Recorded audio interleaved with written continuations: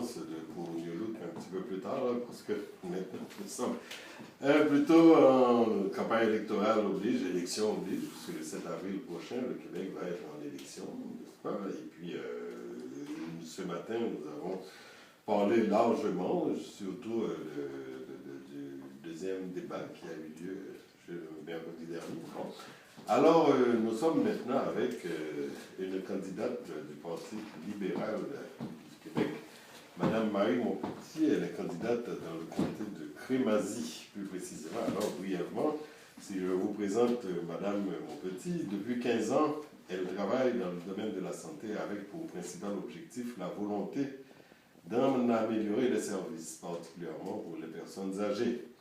Ensuite, son expérience est doublée d'un bagage académique impressionnant, baccalauréat en psychologie, maîtrise en sciences de l'environnement avec profil de santé publique, diplôme d'études supérieures spécialisé en gestion, et que ce soit comme maman d'une petite fille de 5 ans, comme première femme, a occupé la présidence de la commission politique du Parti libéral du Québec, ou même comme musicienne avec 10 années d'études de piano et 9 années en chant.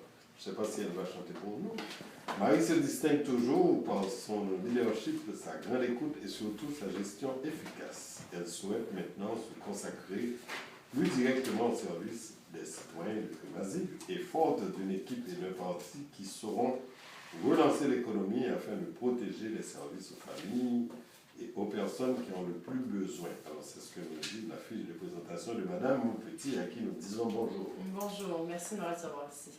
Merci, Madame Montpetit, d'avoir fait le déplacement. Alors, Madame Montpetit, nous sommes quand même à quelques jours du grand jour du 7 avril. Comment vous sentez-vous comme candidate dans Crémazie, puisque ce n'est pas ce matin que vous avez parcouru le comté, vous avez dû faire des porte-à-porte, puis des assemblées de cuisine et même de grandes assemblées. Comment vous sentez-vous aujourd'hui? Bien, on se sent bien. C'est déjà commencé parce que le vote par anticipation a lieu depuis ce matin. Il va continuer demain et va continuer évidemment le grand jour sera la journée du 7 avril. On se sent bien. Ça fait plusieurs semaines déjà, moi, que je suis sur le terrain, effectivement, bien avant l'élection, même à rencontrer les citoyens du comté de Crémazie. Et la réponse, elle est très positive. L'accueil est extrêmement chaleureux, donc on est bien content. Puis on écoute beaucoup, on écoute les préoccupations des gens qui rejoignent beaucoup le programme, les idées qu'on met de l'avant, les engagements qu'on a pris au Parti libéral. Maintenant, avec cette température, cette neige qu'il y a dehors, là, vous avez eu le temps d'aller visiter les pôles de votation pour voir aussi les votes, comment va évoluer le vote par anticipation? Il n'y a rien qui nous arrête. Depuis le début de l'élection, on a eu de la pluie, de la neige, du vent. Il manque que la grêle, il manque que ça pour compléter le tableau, mais on va toucher du bois pour qu'il n'y en ait pas. Mais oui, depuis ce matin, avec l'équipe, on est à faire le tour des pôles de vote par anticipation, des bureaux de vote dans les résidences également pour rencontrer les gens, voir que tout se passe bien, les saluer. Et vous avez l'air d'une candidate bien décidée à occuper un fauteuil qui est occupé présentement par une grosse pointure, là, Mme Diane de Courcy, qui est ministre de l'Éducation, je pense. Oui, ministre de l'Immigration. Ministre de l'Immigration, oui, je suis bien décidée. Moi, je suis impliquée dans la politique depuis fort longtemps, je suis tombée dans la politique toute jeune. Et, vous êtes née quand même, parce que votre jeunesse, on dit depuis très longtemps pour une jeune personne. J'ai eu la chance de grandir avec un papa qui faisait de la politique, donc j'ai grandi dans la politique, dans le Parti libéral. Et la raison pour laquelle j'ai fait le choix en politique cette année, que j'ai décidé de me présenter, que j'ai accepté de me présenter comme candidate, c'était à cause des enjeux en cours. À cause des enjeux sur la charte, entre autres, qui amène beaucoup d'intolérance dans la société envers les immigrants. Et à cause des dossiers de référendum également qui ajoutent des frontières au Québec, alors que ma vision, moi, du monde à l'heure actuelle, c'est qu'on doit faire tomber les frontières, on doit les dépasser, pas en ajouter. Et comme vous le disiez, j'ai une petite fille de 5 ans et moi, c'est pas le Québec dans lequel je souhaite qu'elle grandisse. Et je me suis dit que j'allais me présenter comme candidate pour faire une différence, pour rejoindre l'équipe libérale puis nous donner un autre Québec. Et contre Mme de Courcy, Mme de Courcy est ministre de l'Immigration et je considère que dans les 18 derniers mois, elle n'a pas défendu les immigrants comme elle aurait dû le faire. Entre autres, avec le dossier de la charte, on ne l'a pas entendu. Et je suis très fière, très contente de m'opposer à elle et j'ai bien l'intention de remporter l'élection le 7 avril au soir. Alors, moi, Madame Aupetit, moi j'ai une question. Là, on voit la tournure de la campagne électorale, les différents débats, puis maintenant, comme a dit votre chef la semaine dernière, on s'était vraiment embarqué dans un lancement de boîte, et à droite puis à gauche, et bon. Ce qui veut dire que les électeurs n'ont pas eu la chance, lors des 2 débats, n'ont pas eu la chance de vraiment apprendre de leurs candidats le programme, leurs priorités, comment ils vont s'y prendre, parce que chacun défendait sa personne, si on veut. Dans les 2 débats, c'était en principe, c'était ça. Est-ce que vous, sur le terrain, comme candidat, vous avez la chance de présenter votre programme, le programme du parti qui, en quelque sorte, doit rencontrer vos priorités du comté aussi? Est-ce que vous, dans vos assemblées, quand vous rencontrez les gens, est-ce que vous avez cette chance-là de leur parler des vraies affaires? Mais je suis d'accord avec vous, c'est malheureux parce que les exercices du débat n'ont pas permis de mettre de l'avant, effectivement, ce pourquoi les débats devraient être organisés, donc les enjeux, la façon comme parti dont on veut les aborder et les engagements, les programmes, ce qu'on souhaite apporter aux Québécois.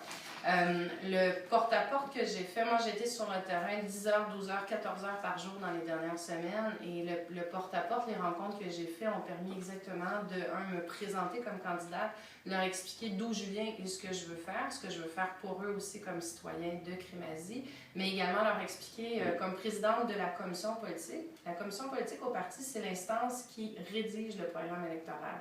Donc, j'ai personnellement tenu la plume au cours des derniers mois sur le programme électoral. Donc, j'étais bien placée pour leur expliquer ce qu'on veut faire en santé, en éducation, en économie, en emploi aussi, donc au niveau des vraies affaires, comme vous dites. Et les gens nous posent, hein, on a choisi comme slogan les vraies affaires, et ça a été très impressionnant de voir comment le jour 1, 2, 3, 4, au début de la campagne, donc je pense qu'ils n'étaient pas influencés, ils n'avaient pas entendu encore notre slogan, comment spontanément les gens que je rencontrais me disaient, écoutez, nous, ce dont on veut entendre parler, c'est d'emploi pour mon fils, pour ma fille, pour moi-même, c'est de la santé pour mes enfants, pour mes parents vieillissants. Donc, je veux dire, le slogan, on l'a pas, c'est pas dans une firme de communication que ça a été fait sur le terrain avec les gens qu'on a entendus dans la dernière année. Que M. Couillard a entendu dans la dernière année. Vous savez, il a fait le tour du Québec 2 fois plutôt qu'une, et c'est ce qu'il a entendu des gens, et c'est pour ça que c'est le slogan qu'on a fait. Alors, Madame Aupetit, vous avez parlé tantôt d'immigration. Alors, dans votre comté, comment ça se présente le profil ethnoculturel de votre comté? Le profil ethnoculturel, dans le comté de Crémazie, il y a 4000 Haïtiens, 4000 Italiens, 3000 latino-américains et 3000 arabo-musulmans, maghrébins plus spécifiquement. Et il y a des problèmes à l'emploi dans chacune de ces communautés différents. La communauté haïtienne, je ne vous l'apprendrai pas, il y a des problèmes importants au niveau de la reconnaissance des diplômes. J'ai rencontré plusieurs membres de la communauté au cours des dernières semaines. Ils m'en ont tous parlé. C'est une grande inquiétude. C'est un problème auquel ils ne voient pas de réponse à l'heure actuelle. Et encore ce matin, on était dans la communauté haïtienne justement pour leur parler, pour leur dire que moi, je veux vraiment me faire leur voix au niveau de l'Assemblée nationale. Je veux faire mien leur problème, votre problème, le problème de la communauté haïtienne. La même chose dans les communautés. La communauté maghrébine, ils ont des problèmes aussi à ce niveau-là, au niveau de la reconnaissance des diplômes, au niveau de l'intégration au travail. Ça ne s'est pas amélioré avec les discours qui ont été faits par le Parti québécois au cours des derniers mois. Et moi, je vais être une députée, comme je vous dis, je suis sur le terrain comme candidate. C'est important pour moi de voir les gens, de leur parler, de ne pas avoir des papiers qui sont juste des données qui sont seulement des statistiques. Je veux que les gens me parlent, je veux voir exactement ce qu'ils vivent. Et comme députée, c'est comme ça que je veux travailler aussi. Je veux être présente. Je veux avoir un bureau qui est ouvert en tout temps où les gens peuvent venir nous voir puis qu'on puisse vraiment les aider spécifiquement dans leurs problèmes. Alors, Madame Aupetit, votre parti parle des vraies affaires. Vous en parlez, il est normal puisque vous êtes du parti. Est-ce que le Parti libéral vient de découvrir les vraies affaires? Le Parti libéral qui était au pouvoir pendant 9 ans, est-ce que le Parti libéral vient de découvrir les vraies affaires? Le Parti libéral a toujours parlé des vraies affaires. La raison pour laquelle on utilise spécifiquement, comme je vous dis, l'acronyme, mais le mot les vraies affaires, c'est vraiment en référence. L'expression, merci. L'expression les vraies affaires, c'est en opposition à ce que pour nous, on ne considère pas comme de véritables enjeux à l'heure actuelle, qui sont la charte qui a occupé les 18 derniers mois du gouvernement qui est en place, les énergies ont été mises sur le dossier de la charte. Oui. Et ont été mis sur le dossier du référendum. Et on voit que c'est l'intention du gouvernement de continuer à l'heure actuelle, puisqu'ils ont recruté une équipe référendaire, pas une équipe économique, pas une équipe qui va s'occuper de santé, pas une équipe qui va s'occuper d'éducation. Ils ont recruté une équipe référendaire. Donc, ce que ça nous dit, c'est que le Parti québécois veut mettre ses énergies sur un référendum. Et pour nous, ça, ce ne sont pas les vraies affaires. Et pour répondre plus spécifiquement à votre question, je pense que le gouvernement libéral a très bien fait pendant ses 9 ans au pouvoir. Au niveau de la santé, on arrive à une période où on a comblé complètement la pénurie de médecins qui avait été causée par le PQ à la fin des années 90. Moi, comme professionnelle de la santé, je suis très inquiète de ce qui se passe à l'heure actuelle parce que le Parti québécois annonce des coupes en santé, fait plusieurs annonces qui nous ramènent à la fin des années 90. Il n'y a pas d'argent qui entre dans les coffres à l'heure actuelle, donc ça nous inquiète sur notre capacité aussi à continuer d'offrir des services de santé gratuitement. Et donc, on ne change pas du tout au niveau de l'éducation, des décrochage scolaire. Il y a beaucoup qui ont été faits sur la ligne libérale. Et ce qu'on demande, c'est un nouveau mandat pour pouvoir aller encore plus loin dans ces différents dossiers. Mais Ismaël, juste après, avant ta réponse, je veux juste revenir sur quelque chose que vous avez dit tout à l'heure. Que le Parti québécois nous annonce des coupures au niveau de la santé, mais le Parti libéral aussi nous annonce des coupures. Le Parti libéral, les 2 dernières années, effectivement, où on a été au pouvoir, ce qui a été fait, c'est le Lean. J'imagine que c'est à ça que vous faites référence, donc améliorer l'efficacité du réseau. Donc, vous demanderez aux gens qui sont dans le réseau de la santé, puis je vous le confirme parce que moi, j'ai les 2 pieds dedans, je travaille avec des directeurs généraux d'hôpital, de centres de santé, et les coupures qui ont été faites, c'était des coupures vraiment au niveau administratif. Au niveau des cadres, vraiment pour couper le gras, là. Et c'est ce qu'on est arrivé. Et les gens dans le réseau de la santé, les administrateurs pourront vous dire qu'effectivement, ça a fait du bien et qu'effectivement, il y avait de la place et il y avait du jeu pour faire certaines coupures. Alors que les coupes qui sont annoncées à l'heure actuelle, si vous allez demander aux administrateurs